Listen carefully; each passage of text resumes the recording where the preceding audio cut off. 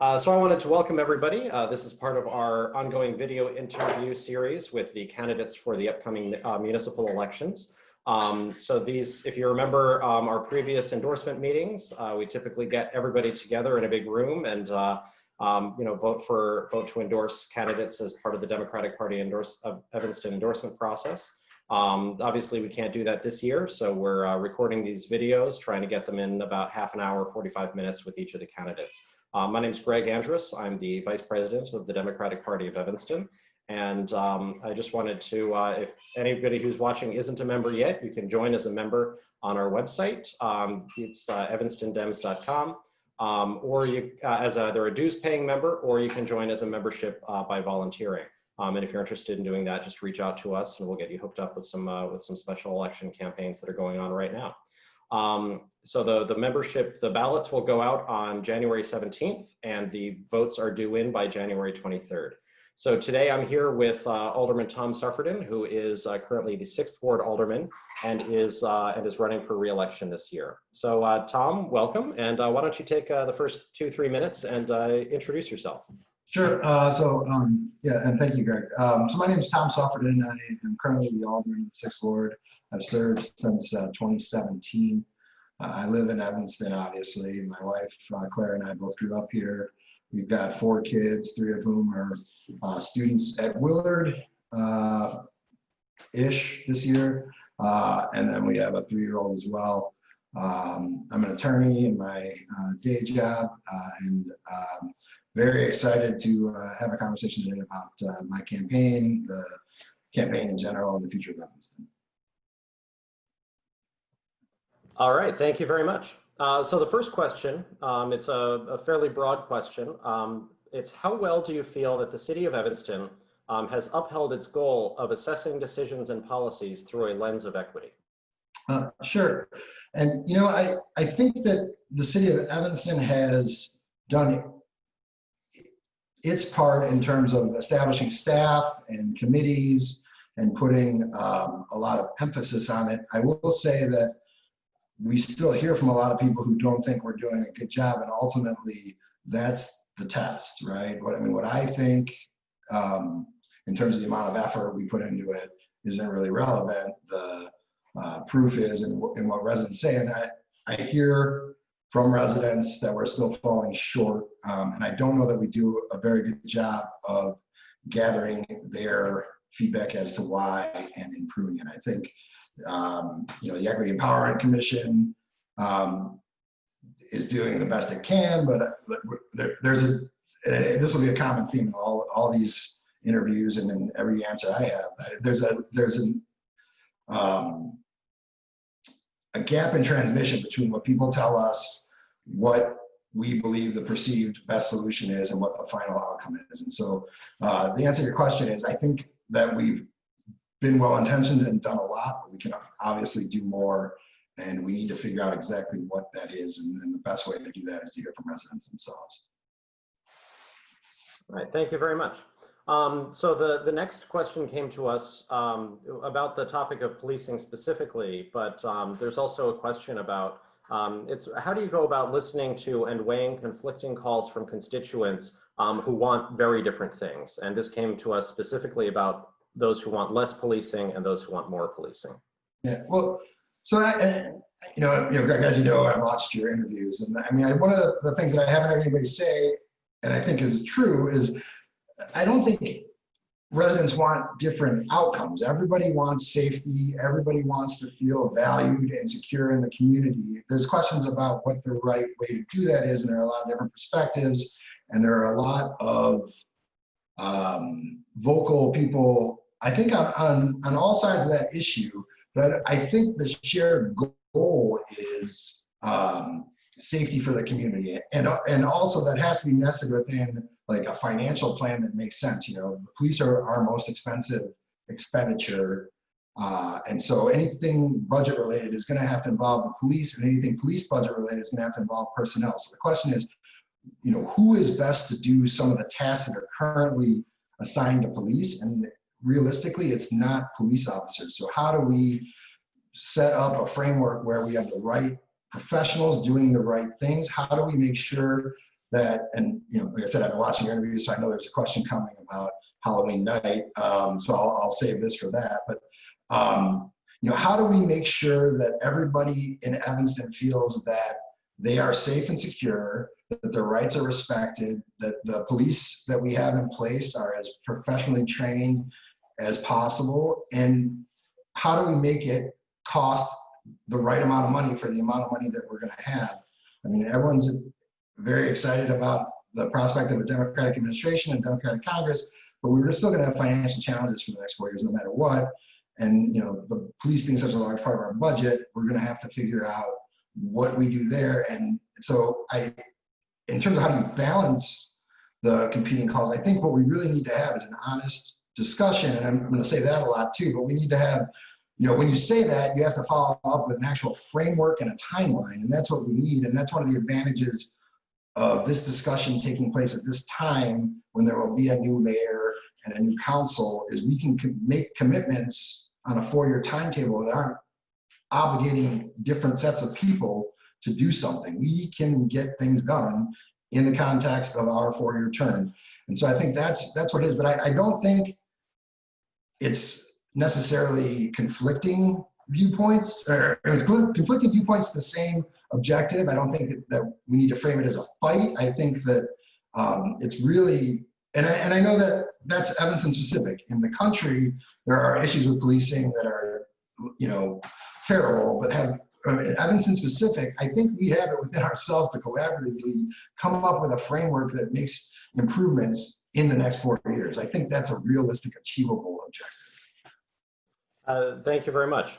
So the follow-up question to that is, what have you been doing to assure the Black and brown constituents who feel that they're being unfairly policed, and what do you say to them to assure them that individual officers are being held accountable?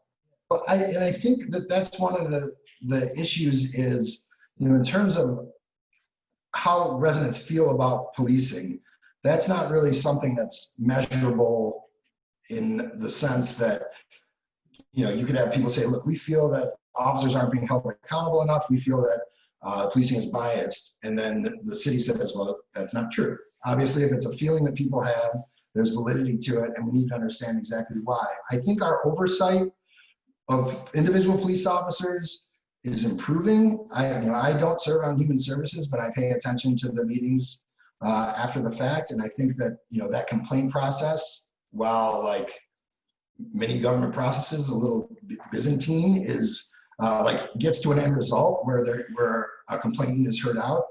We can make improvements there.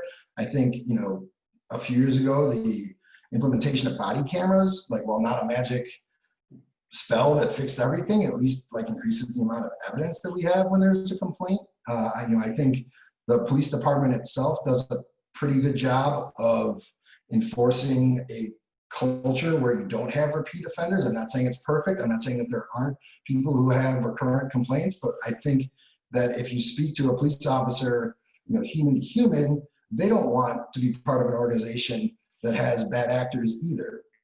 And I acknowledge that, when I say that, if I speak to a police officer, I'm speaking to them as a 42-year-old white man who's an elected official. So, I understand that that is not everyone's experience, but I don't think that we have that it's right for me to say, it's my place to say, you are wrong if you feel that the police are biased towards you in Evanston. It's our job to ask why and figure out what parts of that are solved. Excellent. So the next question is also on policing, and this one is specifically on police FOIAs.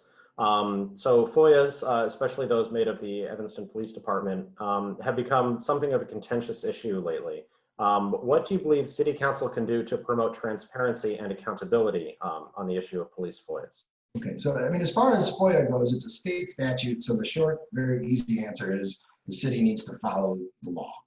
The more complicated answer is it's a matter of staffing. We need to make sure that we have enough staff to fulfill these requests in a timely manner. And I think that one of the things that we can do, particularly with police, but in all aspects of FOIA, is look at common recurrent requests and figure out ways to put that information out publicly so it doesn't have to be as part of a FOIA request. I mean, even when it works, the FOIA process is lengthy and puts a burden on the requester.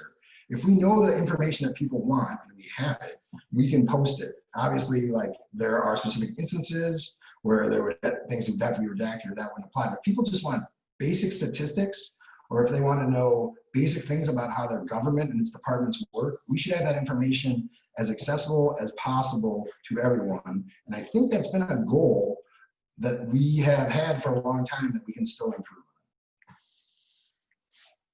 on. Thank you. So this is another question on the topic of police oversight.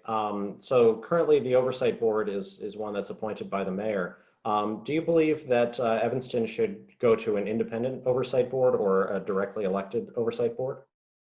Well, you know, I know that that's been something that's been talked about, and I think that there are two answers to that, right? A directly elected oversight board, the framework for that is complicated. I'm not saying that it's a bad idea. It's just we really have to talk about how that would work.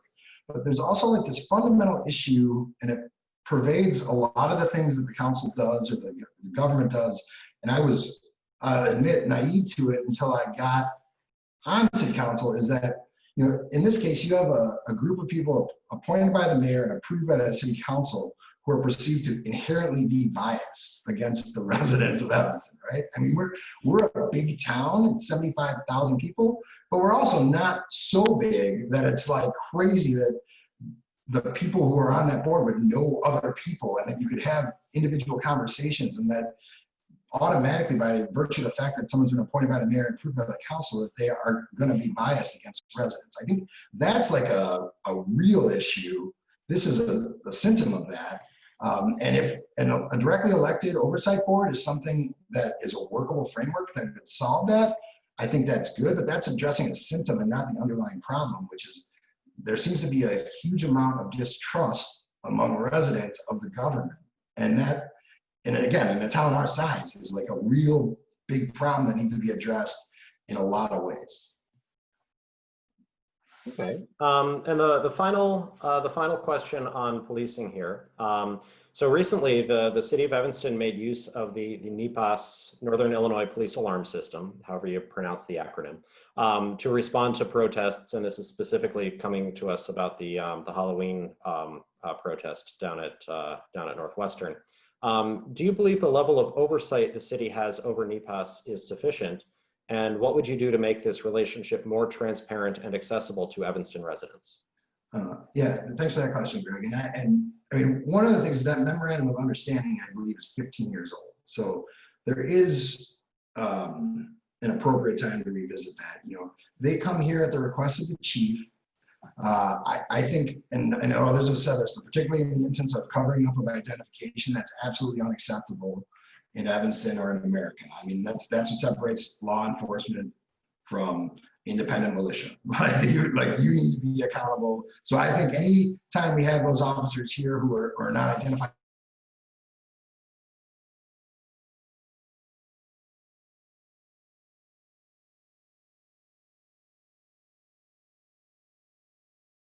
now, one of how police will work is if we reduce our police headcount, we're much more likely to be dependent on NEPAS or any of these other mutual aid agreements on a more regular basis. And that's something, that's a consequence that we have to take into consideration.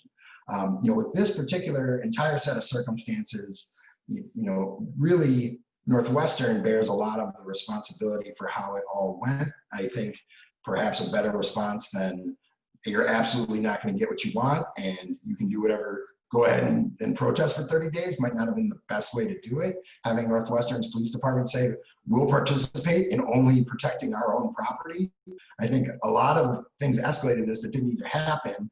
So you know, in terms of actually calling in increased people for that protest, I don't think it's appropriate, but I think there are a lot of policy things that need to be looked at that happened that night. And we need to make sure they don't happen again, but we also need to make sure that as we make changes to how we do policing, that we don't put ourselves in a position where that can happen again. And one other thing that I'll just say, I can't remember if you have a follow-up on this, but as it pertains to FOIA, I mean, they fit into a real loophole in that law.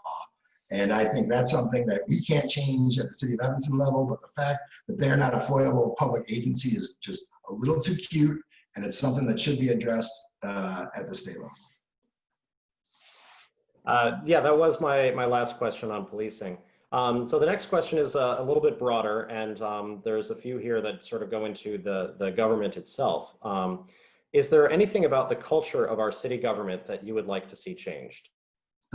Yeah, well, and I think, when you talk about the city government, there's the elected officials, and then there's, and then all the management and directors. I think one of the things is that a lot of staff work for other staff they see as the final entity that they're accountable, their direct supervisor, or they're the director of their department. And I think sometimes resident needs get lost in the shuffle. I've been surprised at how much of my job has been to advocate for residents against kind of city things that seem like common sense mistakes. But I can see where if you're not thinking about it through the effect on the end user, who is the resident, that you're just following procedure and it makes sense to you. So I think, we talk a lot about how residents are at the top of the org chart, and I think like there's a challenge for that to be the reality rather than just a poster that we have at the Civic Center. I think within the government,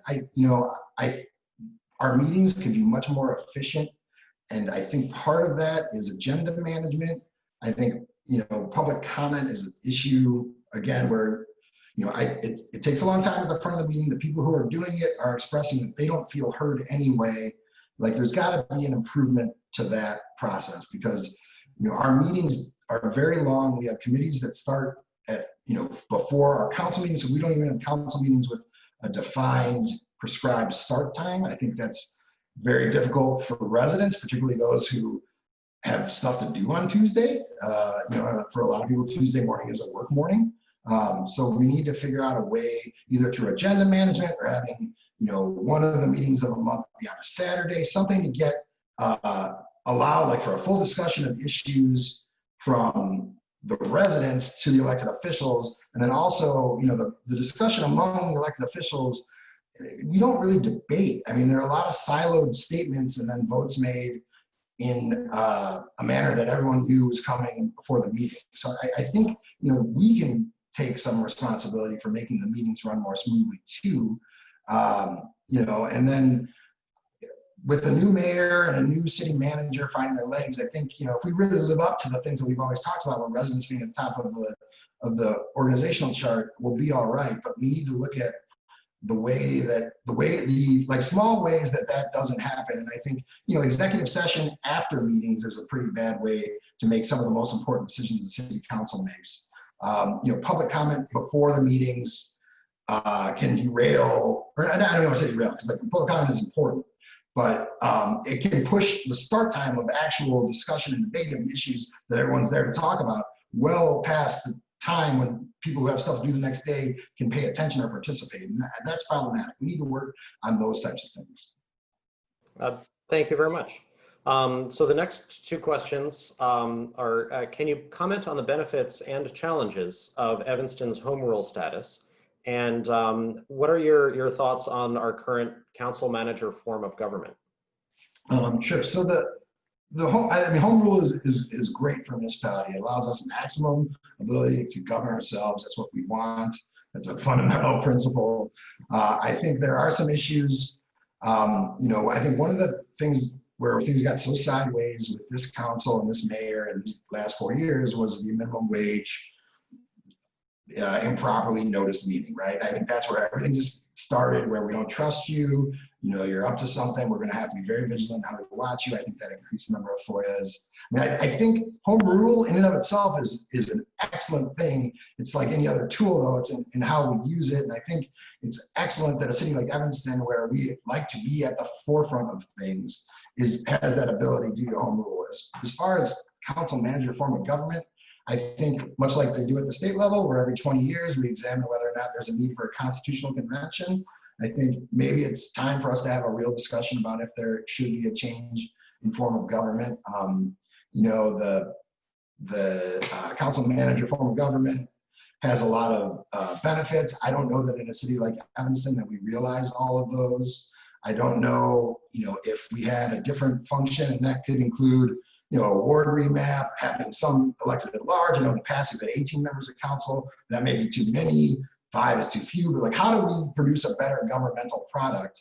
Because one of the things that we look at, in the budget, and we're going to have to look at, is the amount of cost of the government relative to the services that it delivers. And could we get a better product for residents if we had a different form of government? And I'm not advocating a position on that. I think it's a discussion that groups like the DPOE, League of Women Voters, various Evanston groups should undertake. And then we can decide if we wanted to continue that way. I mean, I'd like us to do a lot more making of intentional decisions to go down particular paths rather than relying on inertia and this is the way we've always done things, because I think that's a bad way to do things in a world that's changing rapidly. Thank you. So the next topic that I wanted to ask about is the environment. And one of our members submitted a question about the Climate Action Resilience Plan. So the goal of a carbon neutral Evanston by 2050. What do you see as the biggest challenges we face in reaching that goal? And do you feel that the current goal is sufficient, or would you like to see that more ambitious? Well, I think, the challenges we face are the same challenges we face by any community doing this. We don't have unique to Evanston challenges as relating to this climate action resiliency plan. I think we've done a really good job of staffing it adequately, having citizens engaged on it, and having it be a priority in all the things we do. Some of our inherent challenges just with the buildings we have in Evanston, how old they are, how inefficient things like that can be. Those are things that we've done well to address, but there are challenges as you look at trying to really make big changes. And the city does a very good job with their structures, although I'm sure we're going to talk about that. If this follows the script, we're going to talk about that. We'll talk about the Civic Center. But, we've staffed it adequately in terms of, at the city level, we've had good citizen input. We are facing challenges with the lakefront that are, not unique to our community. And we're working well with others on that. So I think that the goals are ambitious enough. And it's, if we want to set more ambitious goals with the expectation that we may not meet them, but we'll still do better, I think that's something we can talk about. But I think in terms of all the measurables, we're doing very well with it. Thank you very much. So the next few questions are about finance and then development. Do you feel overall that expenditures by the city of Evanston over the last 4 years have appropriately reflected the priorities, needs, and interests of Evanston residents? No, and I voted against the last 2 budgets. And, why don't we take each one of those categories? In terms of needs, I'll start with needs, right? Because there's a lot of our budget that is stuff that people aren't necessarily passionate about or very much interested in, but that are critical to the functioning of our city. So, you talk about sidewalks, streets, park maintenance, all these types of things, and that we need to fund every year so that we don't end up in situations like we did, I think, with the old Robert Crown, where it wasn't salvageable. So we had, whether or not we had to build what we built is a topic of much discussion, but the reality is you see it in a lot of our facilities where we allow them to deteriorate to a point where the expenses are much more substantial and immediate than they would have been if we would have prioritized maintenance and upkeep as we went. And I think that's something that, again, you're not going to get a lot of people who are going to show up and make signs that say, take care of your stuff. But that's not like a real function that the city needs to take much more seriously than we do. In terms of priorities, I do think that we have done an all right job in terms of listening and trying to address what people are telling us they want. I don't know that we always adequately fund it. I think we're going to see that with some of our alternative police response models, where good for us for starting down that road, but have we actually put enough money into it? And I don't know that we have. I think we need to have a better understanding of what the total cost of reparations is going to be. We've committed $10 million that we don't have yet, but we don't know exactly what the whole number is going to be. We don't know what our institutional contributions are going to be. We don't know how many eligible Evanstonians there are. And we also don't know what the likelihood and cost of any sort of legal or administrative parts of it are. And I know that work is continuing, But like in order to do it and actually deserve the victory lap that we've taken, we've got to fund it and we've got to make sure that it's successful. And that's going to require a lot of work that we have not done yet. And I know what's going on, and I'm particularly sad that Robin will not be on the city council anymore. Between Robin, Cicely, and I was really proud of the votes that our class has taken. There were a lot of times that we were the only three who voted no on things that didn't make sense. But we need to actually figure out what that costs and how we're going to fund it. And I know that the cannabis revenue has been earmarked, but the way that's going to come in an incremental basis isn't going to, the money will come in, money will go out. We got to figure out what the total number is and how we get there as fast as possible, because once we have the qualifications and we have the number of qualified residents, how do we prioritize who gets money as it comes in? I mean, it's important that we have the money and we figure out how that's going to happen. So that, that was your question about priorities, needs, and then was there a third? Interests. Well, I mean, on interest, I think, and I don't know if, specifically with how we program our parks or what facilities are our parks, I think we have a lot of tennis courts, and we may have a lot more tennis courts than we have people who play tennis. And I know the people who do play tennis regularly are very passionate about it. And I know that there are differences in the level of courts. You need to have 6 courts to have USTA sanctioned tournaments, so that those courts are important. I believe those are Lovelace, Leahy, and James Park. We have ones, particularly the one at Bent Park, where it's in need of an incredible amount of maintenance. This happened at Lovelace, where we didn't take care of the surface of the court periodically, and so when it was time to do it, it was much more expensive because we had to grind it down. So, and the reason I bring that up is perhaps now's the time to look at other offerings we can have in our unprogrammed park space. Right now, you got paddle tennis is popular, or we don't have a skate park. People wanted the dog beach back. It looks like there won't be any beach, but a dog, an enclosed dog park is something people seem to want. So I don't know that we do a perfect job, and I do think that we solicit people's input, but I don't know that we always follow through on it in a timely fashion. And I think that's part of the budget constraints, is by the time we get around to we can do what you've asked us to do, we don't have the money to do it, or we moved on to another thing, or it's not what you want us to do anymore. Thank you for that. So the next question is about commercial development. Even before the pandemic, it seemed as though downtown Evanston was full of empty storefronts. What do you believe can be done to promote development in a way that prioritizes small businesses and local ownership? Well, I think that we have, and I think I believe we have an excellent economic development staff who is ahead of the issue of the future of retail and the retail that we're not going to see again. I don't think we're going to get national retailers coming into Evanston the way that we once did. There won't be duplicate stores at Old Orchard in downtown Evanston anymore, right? So we need to accept that, and we need to figure out how do we make downtown a place where people want to be for experiences they can't get other places. Now, one thing that people talk about is parking. I think, particularly in this coming out of this situation time, we really need to look at parking as an economic development tool, not a standalone revenue generator, and figure out ways to either have parking be free or parking be reimbursed with purchases of some amount. We got to get people to come downtown. One way is have people who live and work there. As far as the storefronts, this is a place where, as we expand out the reparations program, we can figure out if we're going to do business grants related to that, how can we have those be downtown businesses, and what locations are sized right for what types of businesses. I don't know, I don't want to call out specific vacancies, but are we going to get another operator, for example, who needs the amount of space that exists in the Panera, at the basement of the Marshall Fields building? Or does that need to be subdivided?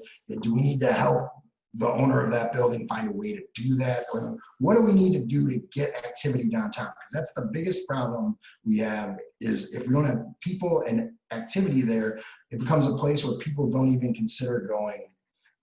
And so as we pull out of this, we're going to have to really focus on experiential things that can't be duplicated in other places and take advantage of our Evanstonness, if that is a word. Sure, it's a word. Why not? So despite the next question is now about residential development. Despite the number of new residential units constructed in Evanston over the last few years, especially some of the high rises that have recently gone up, housing costs in Evanston continue to rise.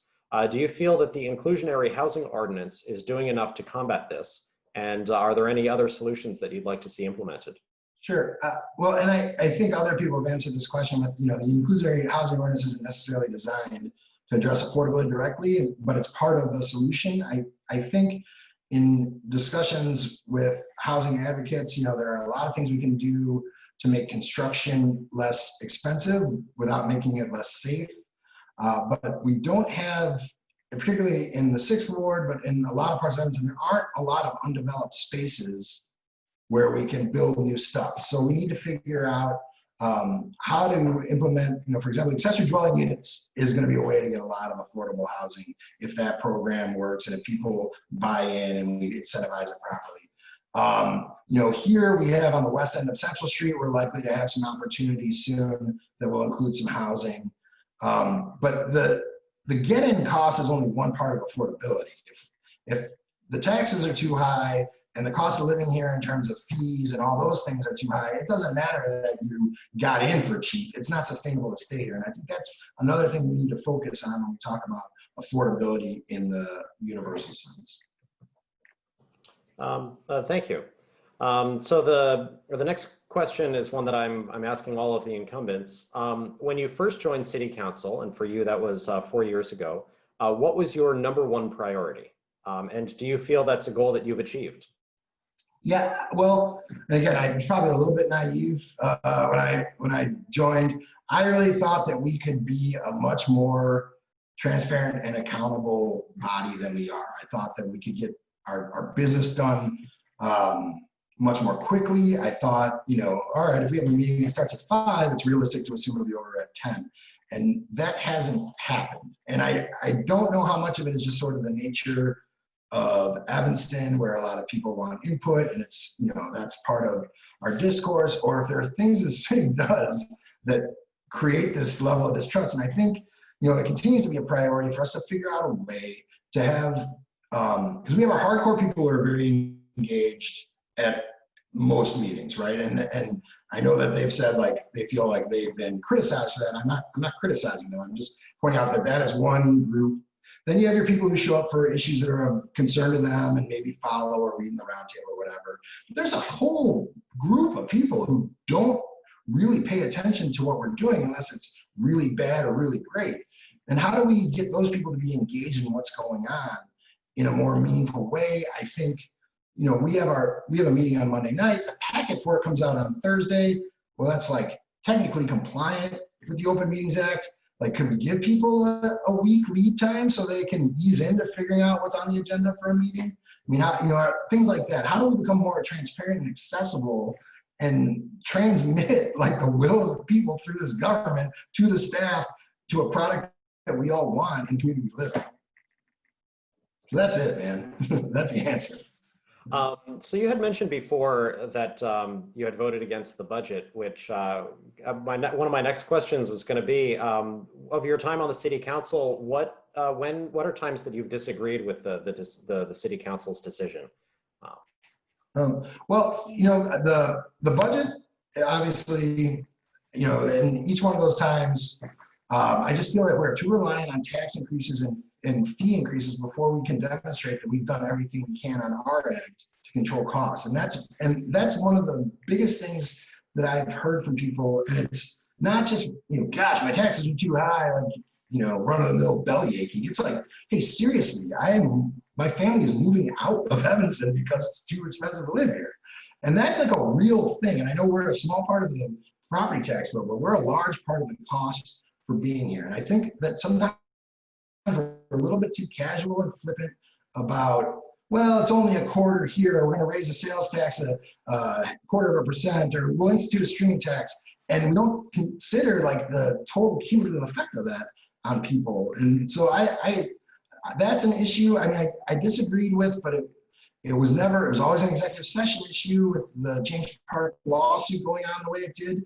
I mean, but that was a decision that got made. And once we entered it, we were in it. And that's an $8 million expense that we received no benefit for. At least with other things that maybe I didn't think were the best ways to spend our money, there's something there, I mean, for all the people who are upset about Robert Crown, it's at least a tangible building that we can use for the next 50 years. This is just $8 million in legal and expert fees that's gone. And there was never an open vote about that. So, there are things I disagree with my colleagues on. Obviously I can be very vehement in my disagreement, but I'm going to advocate on behalf of the people I represent and the money that they pay into the system to be spent wisely. So for the final question, I like to tie it back to the ward that you're in specifically. So there recently in the 6th Ward, the library, the Evanston Libraries closed the branch that was on Central Avenue, or Central Street. What do you have to say to residents who are, of your constituents who are upset about the library closure? Sure. Well, and for sake of accuracy, I have to note that's the 7th Ward Library, but it's our part of town, right? It's not that far, and it's a fair question. But I don't want anybody watching this today. He doesn't even know the boundaries of his ward.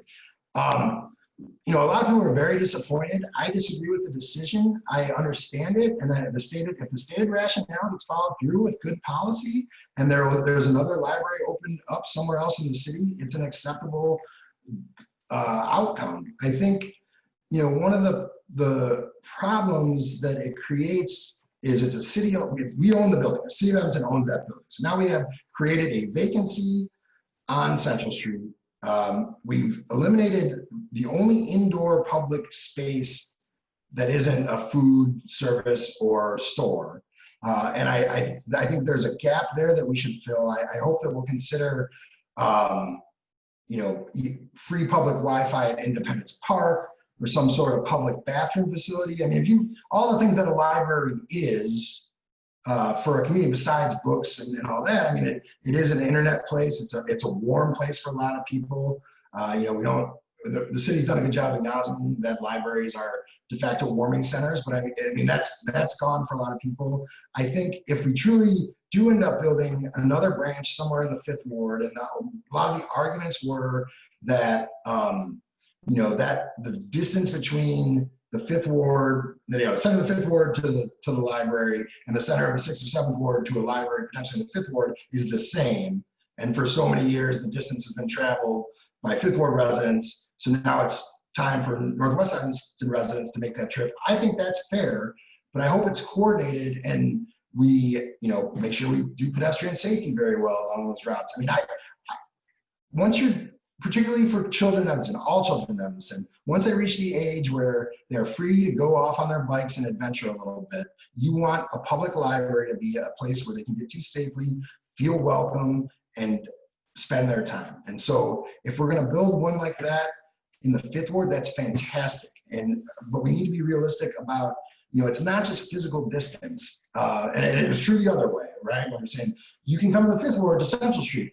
McCormick sucks to cross when you're a kid. It's a lousy thing to cross, particularly when you're doing it after school hours with no crossing guard. I mean, we need to be smart about how we create these facilities and we make them accessible, physically accessible for as many people as possible. So was I happy the library got closed? No. Do I agree with a lot of my constituents who thought it was a wrong decision? Yes.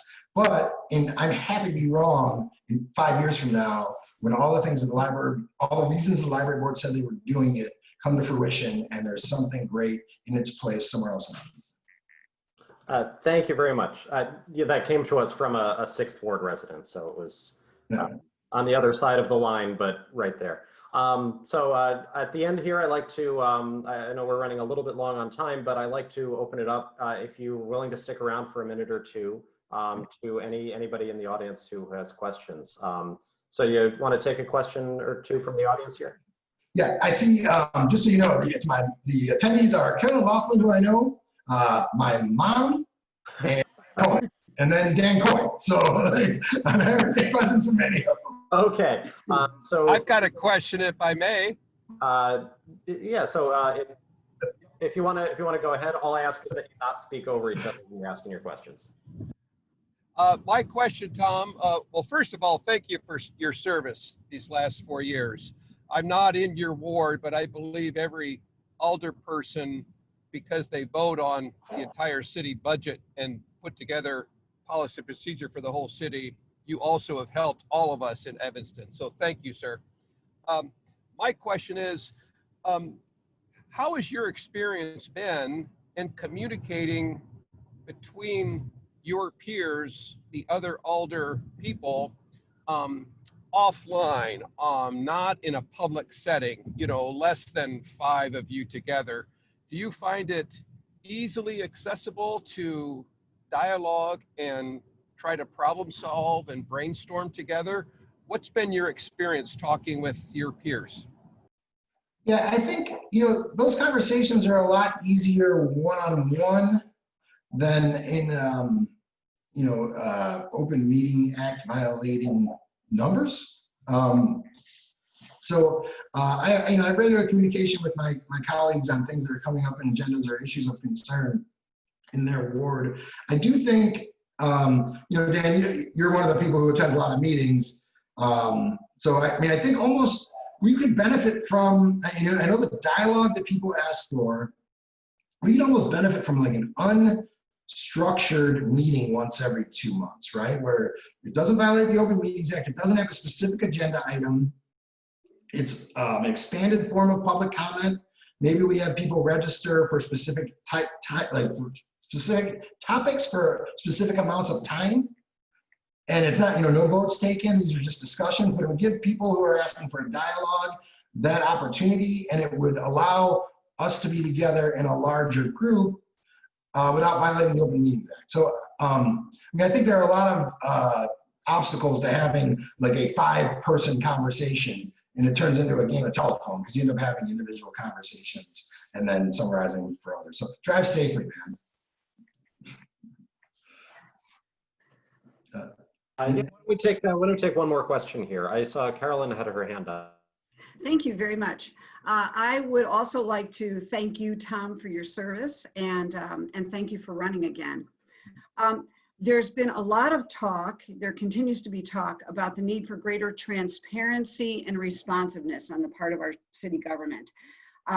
I particularly, and I could just be one data point among thousands, I sort of don't want to spend a lot of time trying to access the city for answers or put in my point of view with the city.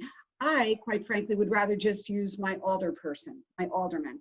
I like the idea of being able to pick up the phone or send an email to my alderman and ask a question, try to find something out, and get a response in a day or two. And I'm wondering how you feel about that sort of citizen need or interest. And I'm wondering how your thoughts around that kind of constituent input and responsiveness to constituents, how that plays out in the way you lead in our ward. Sure. Yeah, one of the most satisfying things that I get to do is have somebody reach out with a solvable problem and be able to solve it or point them in the right direction to get it solved. I mean, I really prefer phone calls and emails, and I try and be as responsive as I can. One of the things that, and this goes back to the question about the form of government, I mean, a lot of times all I can do is try and connect a constituent with the right person at the city whose job it is to do the actual thing that they want done. I mean, we've communicated a lot about policy stuff, and I can just tell you what I think. But if, for example, you have a question about, what's going on with water main replacement on your street, and those types of things, I have to refer you to somebody else. And sometimes, although our staff is generally responsive, there's a lag. I think 311 is really good for like those types of core constituent things. But for questions like, that you and I, whenever we have discussions about issues that are concerning you, I really prefer one-on-one. I think, I should take advantage of the opportunity to have ward meetings virtually now. And one of the issues that we've always had with ward meetings up here is there isn't an indoor city facility other than the building at Lovelace. Everything else, you're either asking the school if you can use their space, or you're asking Three Crowns or Westminster Place.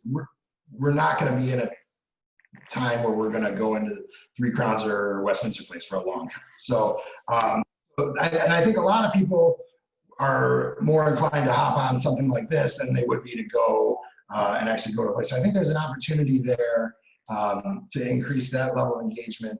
But I think, if I'm hearing you correctly, you really prefer, rather than dealing with the city council, to deal with your city council member. And I think that's probably something that a lot of people share that opinion. And then also, in normal times, you run into people out in the world. Right. So, Thank you very much. question. Thank you so much for joining us, Tom. I have my next interview to start in just a few minutes here, but I just wanted to remind everybody watching that if you're not a member yet, you can join on our website, and the endorsement vote will begin on January 17th, and ballots are due back in by January 23rd, and we'll be sending an email out to all of our members with instructions on how to cast your vote. So thank you very much for joining us, Tom. Thanks a lot. I appreciate it.